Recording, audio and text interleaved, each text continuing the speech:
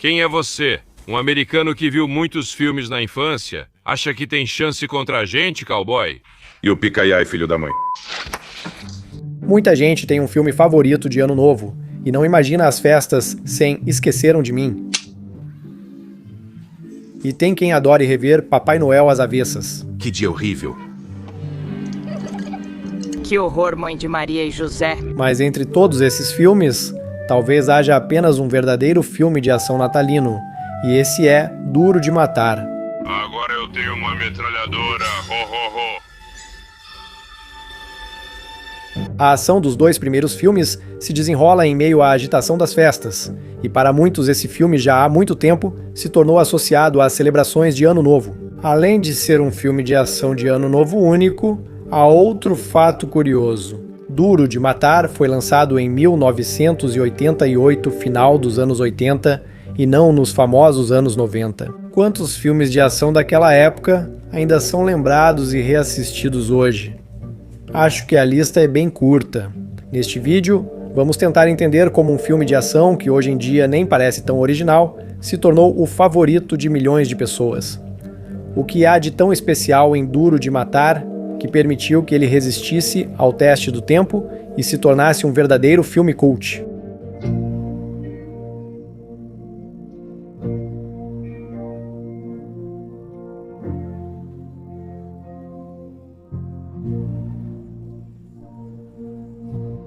Muitos que viram Duro de Matar em inglês ou conhecem o título original Die Hard criticam os tradutores pela liberdade na tradução, questionando a relação com duro ou matar. Se souber como o filme foi traduzido em outros países, talvez mude de opinião.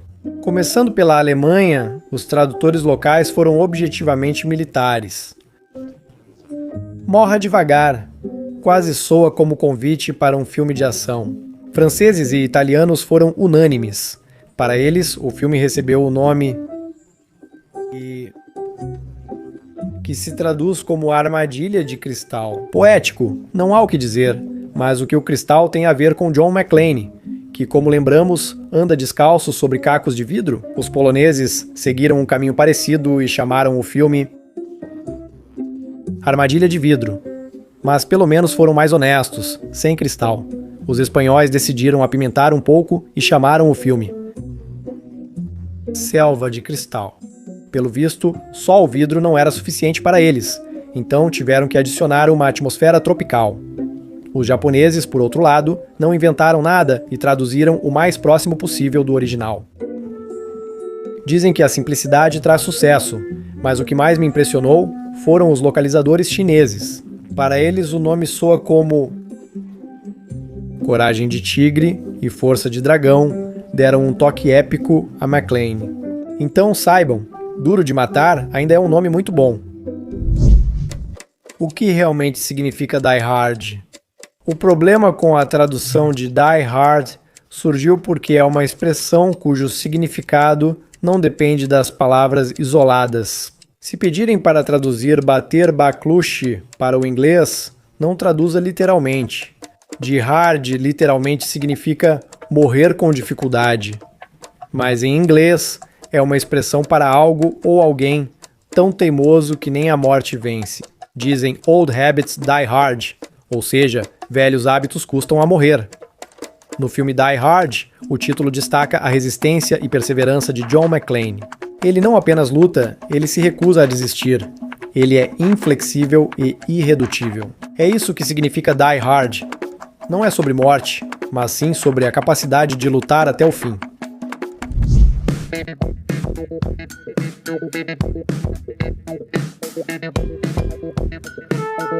Para entender por que John McClane conquistou o público, é preciso lembrar o espírito da época e os heróis populares então. Os anos 80 foram a era de ouro dos filmes de ação, uma época em que o gênero vivia um verdadeiro auge. Era a época das grandes explosões e dos heróis invencíveis e musculosos, que podiam derrotar sozinhos um exército inteiro de inimigos. Naquela época, brilham nas telas Arnold Schwarzenegger, Sylvester Stallone, Jean-Claude Van Damme e Chuck Norris.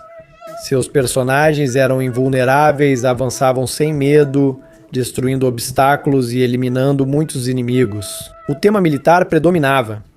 Caras durões das forças especiais ou veteranos de guerra enfrentavam um exército inteiro. Um exemplo marcante é o filme Comando, 1985, com Arnold Schwarzenegger, onde um ex-força especial enfrenta vários inimigos para salvar a filha. Durante o filme, ele elimina mais de 80 pessoas sem sofrer quase nenhum dano. Não é só um herói, é quase um super-homem. Podemos citar John Rambo, personagem de Sylvester Stallone. Em Rambo 2, A Missão, 1985, ele elimina 75 pessoas e mostra total controle da situação. Esses heróis não sentem medo, dor ou dúvidas. São máquinas de destruição. Não é por acaso que, quando começaram as audições para o papel de John McClane, muitos astros da época simplesmente recusaram o papel depois de ler o roteiro. Arnold Schwarzenegger e Sylvester Stallone, inclusive.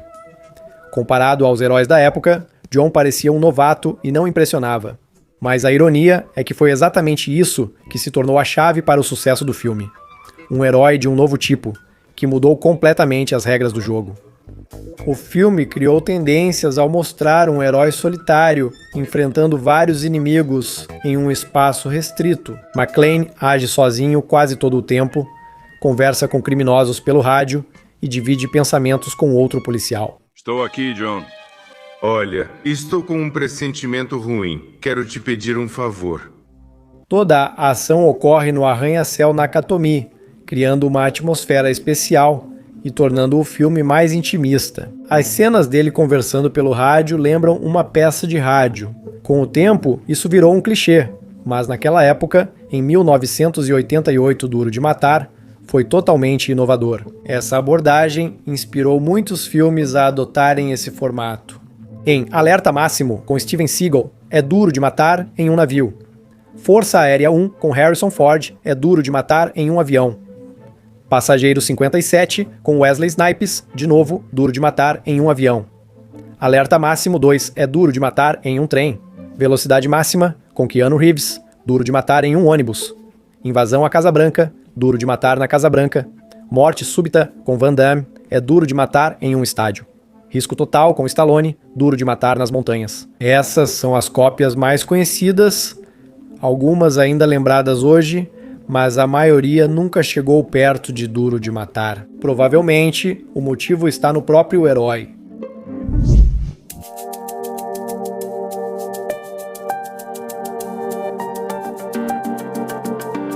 A diferença de John McClane para outros heróis da época é que não era super-humano, não usava camuflagem, nem atirava para todos os lados. No filme, McClane mata só 10 pessoas.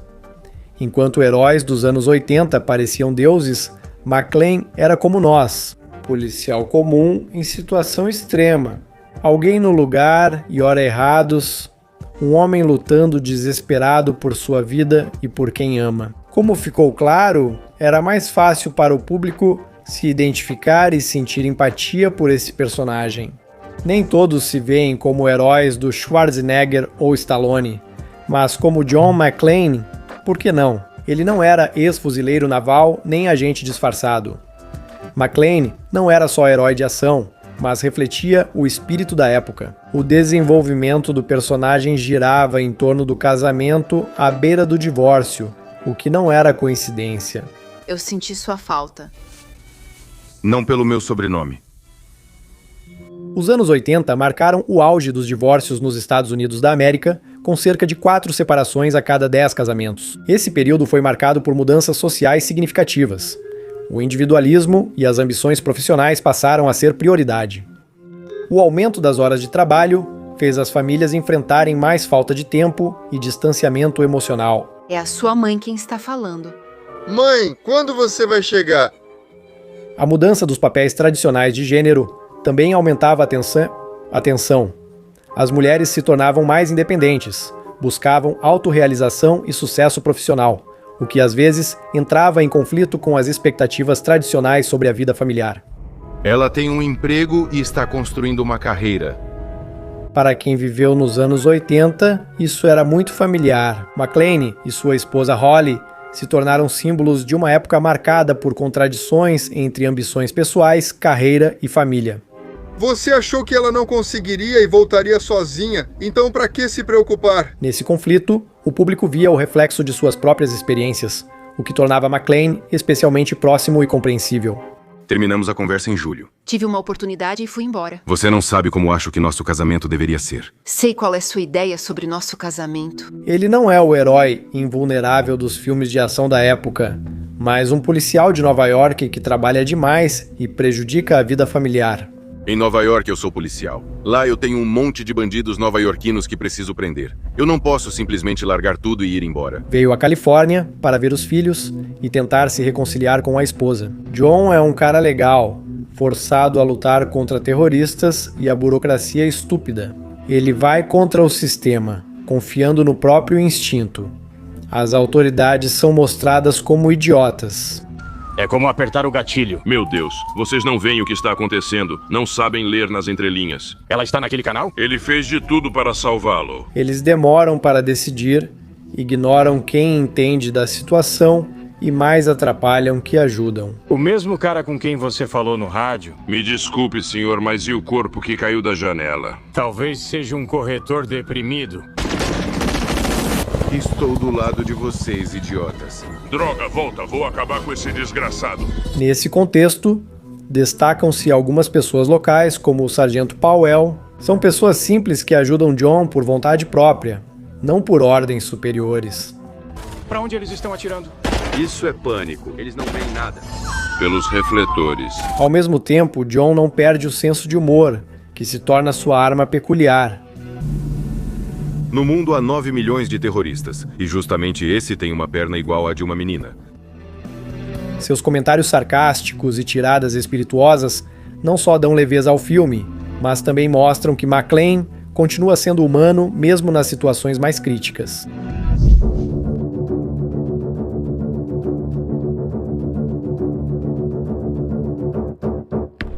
Já notou que filmes dos anos 80 parecem mais realistas que muitos blockbusters posteriores? Porque cenas filmadas há algumas décadas ainda nos fazem acreditar no que está acontecendo, enquanto muitos filmes modernos parecem artificiais e simplesmente horríveis.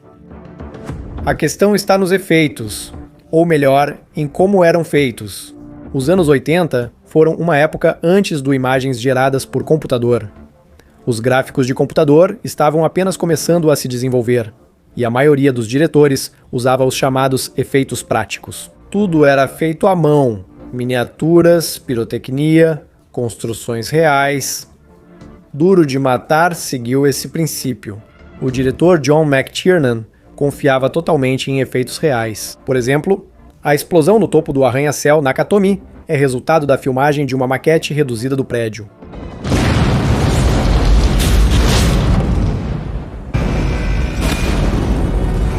Com o tempo, nos anos 90 e especialmente nos anos 2000, o imagens geradas por computador começou a ganhar força, mas a tecnologia ainda era bastante crua. Ela impressionava o público da época. Mas hoje é claro que os efeitos práticos dos anos 80 superam os filmes mais recentes. Além disso, continuam relevantes atualmente. No cinema moderno, os gráficos gerados por computador se tornaram o padrão da indústria cinematográfica. Hoje em dia, é difícil encontrar um filme que não use esse recurso de forma alguma. Mas a ironia é que, apesar de décadas de desenvolvimento tecnológico, o imagens geradas por computador ainda costuma parecer artificial. Por que isso acontece? Quando imagens geradas por computador tenta imitar a realidade, como rostos de pessoas ou animais, o público começa a perceber pequenas imperfeições, iluminação artificial e movimentos estranhos. Os objetos em imagens, geradas por computador, muitas vezes não interagem com o ambiente da mesma forma que um objeto real. Isso ocorre pela falta de sombras, reflexos e física de movimentos corretos. Por exemplo, não se sente o peso do objeto. A luz real é complexa, dispersa, reflete e penetra nos materiais. Objetos em imagens geradas por computador costumam ter iluminação perfeita demais, evidenciando sua origem artificial. Sabemos intuitivamente como objetos se parecem e se movem. Quando imagens geradas por computador fogem dessas expectativas, Mesmo que pouco, isso logo se nota e os diretores sabem desse problema. Por isso, mesmo complexos e caros, os efeitos práticos ainda são usados. Por exemplo, Christopher Nolan só usa imagens geradas por computador quando necessário, apenas para melhorar as cenas sem que o público perceba. Em Tenet, ele explodiu um avião real, evitando imagens geradas por computador. Nolan também minimizou o uso de imagens geradas por computador em Oppenheimer. Até mesmo a recriação da explosão nuclear durante o teste Trinity foi feita sem o uso de computação gráfica, utilizando efeitos práticos. Essa abordagem permite manter a sensação de realidade e envolvimento que tantas vezes falta nos filmes modernos. E, nesse sentido, Duro de Matar continua relevante, provando que os métodos antigos conseguem resistir ao teste do tempo e ainda impressionar o público.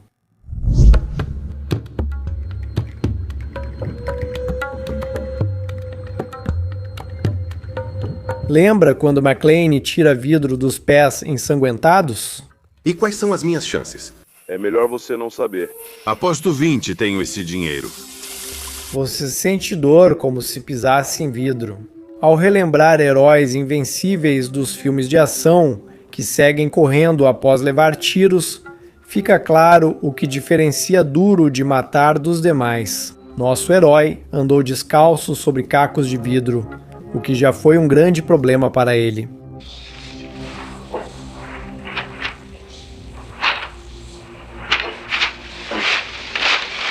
Veja outros detalhes. McClane sua, está com roupas sujas de sangue e lama e respira com dificuldade, mostrando como tudo está difícil para ele. Você acredita nele porque vê. Esse homem vive no mundo real, onde existe dor e cansaço. Sou um policial de Nova York. Fui convidado para sua festa por engano. Quem diria? As trocas de tiros no filme aumentam o realismo, mostrando cada confronto como uma ameaça real ao herói. Cada tiroteio é único e exige criatividade de McClane. Por que não os parou, John? Porque você morreria, seu idiota. Pensa, por favor. Ele improvisa, inventa, se vira em situações difíceis, criando uma tensão que mantém o espectador até o final. Em Duro de Matar, alcançam um equilíbrio perfeito entre espetáculo e realismo. Tiros, explosões e lutas corpo a corpo são dinâmicos e empolgantes, mas ainda plausíveis. Mesmo décadas depois, a ação do filme não parece datada. Isso só foi possível com efeitos práticos, balas de festim, pirotecnia e acrobacias planejadas. Não é só um belo espetáculo, mas um teste para o herói, que envolve o espectador.